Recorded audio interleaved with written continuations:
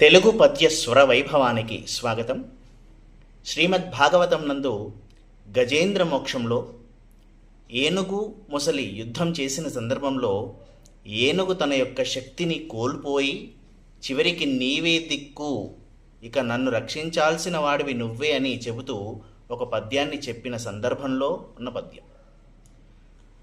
లావొక్కింతయు లేదు ధైర్యము విలోలంబయ్యే, ప్రాణంబులున్ ఠావల్లప్పెను మూర్ఛ వచ్చే తనువుండస్సెన్ శ్రమంబయ్యడిన్ నీవే తప్పనితః పరంబెరుగ మన్నింపందగున్ దీనునిన్ రావే ఈశ్వర కావవే వరద సంరక్షించు భద్రాత్మక.